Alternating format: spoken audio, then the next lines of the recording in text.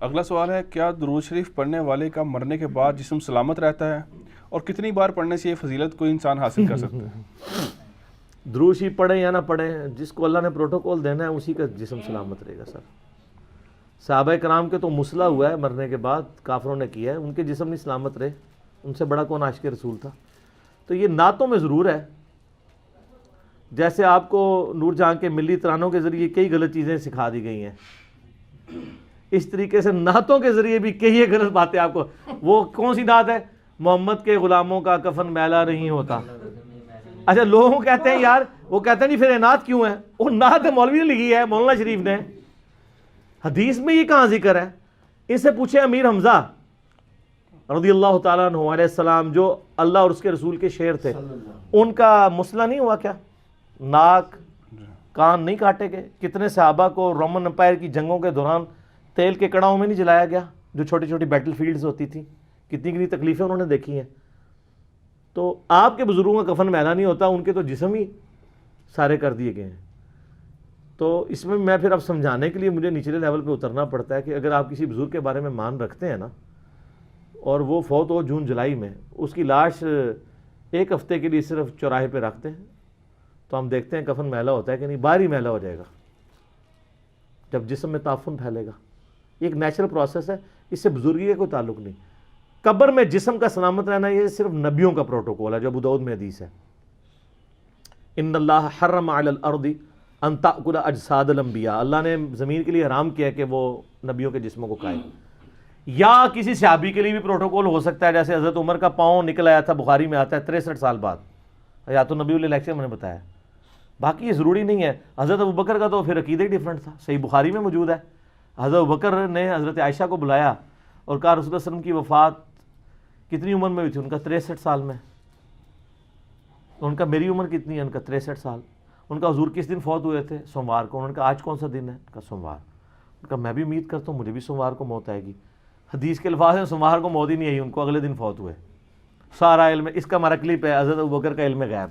تو آڑے بزرگوں کا علم غیب میں چٹنا ہے. اور یہ شکر ہے کہ آپ اس دن فوت نہیں ہوئے. انہوں نے کہا پہلی دستا نے ہوں حضرت ابوبکر تو بڑا کیڑا بزرگ ہے، دسو ان سے بڑا کون ہے اولیاء اللہ میں سے؟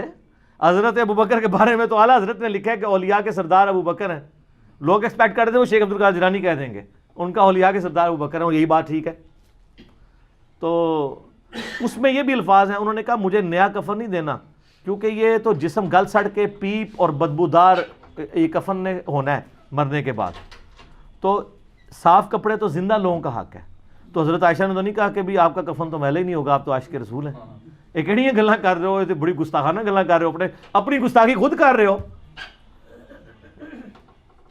یہ آمدہ جو بندہ یہ کہنا کہ کفن میلا نہیں ہوتا، اس کو کہ میلا تو چھوٹی بات ہے. حضرت بکر تو اپنے بارے میں کہہ رہے ہیں. اب یہ بے شک کہتے ہیں عاجزی کے لیے کہہ رہے ہیں، جو کچھ کہہ رہے ہیں، لیکن انہوں نے امت کو یہ عقیدہ بتا دیا ہے کہ یہ نیچرل پروسیس ہے. ہاں سائبیریا کے اندر آپ 10,000 سال کے بھی کوئی لاش رکھ دیں تو وہاں واقعی کفن میلا نہیں ہوگا. ہاں یہ بھی ہے، میں آپ کو طریقہ بھی بتا دوں کفن میلا نہ ہونے کا. 10,000 سال تک بھی وہ فریز رہے گی، نہ لاش خراب ہوگی نہ کفن میلا ہوگا. یا پھر جو فرعون تھے مصر کے، ان کے پاس ممیز کو سیو کرنے کا طریقہ تھا، مجھے نہیں آتا، مشکل ہے. سائبیریا ذرا بہتر ہے. آنا مزارات سارے ہوتے شفٹ کرو، اس میں پھر بائی پھر تسی کٹ کے دس بھی سکتے ہو. اس میں پھر 20 مرتبہ درود شریف پڑھنے کی بھی ضرورت نہیں ہوگی. کیا 20 بار درود؟ نہیں ضرورت ہی نہیں، سائبیریا لے جاؤ. ویسے اللہ گل ہے کہ سائبیریا تو پرندے سردیاں اتنے آ جاتے ہیں برڈ فلو لے کے، کیوں نہیں ساز بھائی؟ اچھا یہ سر یہ پرندے نے ہائے ہائے ہائے یہ کہتے ہیں بزرگ بہت کام کرتے ہیں، بزرگ اڑ لیندے نے. اے سائبیریا بزرگ اڑ کے جا کے دس سکتے ہیں سر؟ آلموسٹ آپ سمجھ لیں 8-10 ہزار کلومیٹر کا سفر بغیر ریفیولنگ کے یہ پرندے کرتے ہیں، اور سوتے بھی عوام میں، نہ کچھ کھاتے ہیں نہ پیتے ہیں، یہاں کے لینڈ کرتے ہیں. یہ تو بوئنگ 747 کو بھی ریفیولنگ کی ضرورت ہوتی ہے. اور آپ اگر پر ان کے ہاتھ میں نے وہ پرندوں کے شکار یہاں ایک بندہ وہ لے کے آیا نا، وہ والا پرندہ سرخاب، وہ میں نے پرندہ مونو کہنا ہے جی دیکھیں علی بھائی یہ وہ پر ہیں، کوئی بوئنگ کوئی ایئر بس اس پر کا مقابلہ نہیں کرتی. ٹھیک ہے جی، سوتا بھی ہے ادھر پہنچ جاتا ہے. یہ جناب میرے اللہ نے بنائے اور اینا دا سر ہے جہد سارا نیویگیشن سسٹم ہے, واپس جا کے اسی جگہ تے بہندے نے جتھے جتھے انہوں نے اپنے گھونسلے اور انڈے دیتے ہوندے نے. ٹھیک ہے, یہ جناب اللہ دی مخلوق ہے. یہ تو کہتے ہیں بزرگ, میں کہنا اللہ تعالیٰ نے جڑے پرندے بنائے نے انہوں نے برابر نہیں کوئی ہو سکتا. اچھا یہ ساری چیزیں بعد میں شروع ہوئی ہیں. صحابہ کرام کے بارے میں آپ کو آلموسٹ 0 واقعات ملیں گے, حالانکہ ادھر زیادہ ملنے چاہیے تھے. وہ زیادہ حقدار تھے کہ ان کو آئے دن زیارتیں ہوئی بھی ہوتی, آئے دن وہ واقعات. تو میں اس کو اسی پہ کنکلوڈ کرتا ہوں جو میں ایک اکثر بتاتا ہوں کہ صحیح مسلم میں حدیث ہے, بنو سلمہ نے ارادہ کیا کہ مسجد نبوی کے قریب شفٹ ہو جائیں. نبی الاسلام نے ان کو دیکھا تو آپ فرمایا کیوں؟ ان کا یا رسول اللہ اتنی دور سے چل کے آتے ہیں, جماعت کا مسئلہ ہوتا ہے. تو ہم نے کہا ہم شفٹ ہی ادھر ہو جاتے ہیں. آپ فرمایا جتنے قدم چل کے آتے ہو تمہیں ہر قدم پہ نیکیاں ملتی ہیں. تو انہوں نے مدینہ شریف میں مسجد نبوی کے قریب شفٹ ہونے کا ارادہ ترک کر کے واپس اپنے گاؤں میں چلے گئے, اتنے قدم چل کے آئیں گے. تو میں اس پہ ایک معصومانہ سوال کرتا ہوں, آپ تو بزرگوں کے بارے میں کلیم کرتے ہیں وہ اڑ کے پہنچ جاتے ہیں.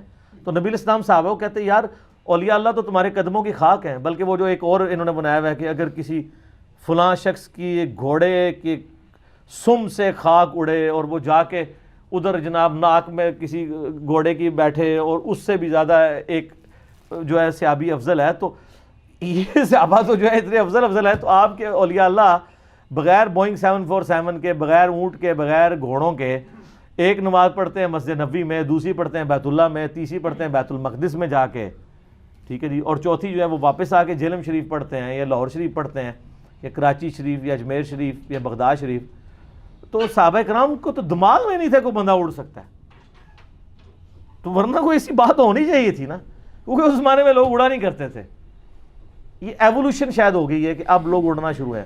ایوولوشن بھی یہ ہے کہ اگر پہلے اڑتا تھا تو اس کے پر آہستہ آہستہ ختم ہوا ہے. ایوولوشن یہ تو ڈارون بھی نہیں منتا کہ کتے پر نہیں سن تو ہوں اگنے شروع ہو گئے نے. یہ وہ ایوولوشن ہے جی ڈارون بھی نہیں منتا. ٹھیک ہے, وہ کہتے ہیں پرندے سن تھلے آئے تو اینج ہویا. تو یہ جڑی یعنی صوفیاں دی اور مولویاں دی ایوولوشن ہے تو بڑی ڈاڈی ہے. تو اس زمانے میں یہ کوئی باتیں نہیں ہوا کرتی تھی, اسی لیے مذاق بنا ہوا ہے اور اسی لیے دنیا جھوم جھوم کے کہہ رہی ہے کیا نام ہے بابی, نام ہے بابی, میں ہوں مسلم علمی کتابی. ٹھیک ہوگا جی.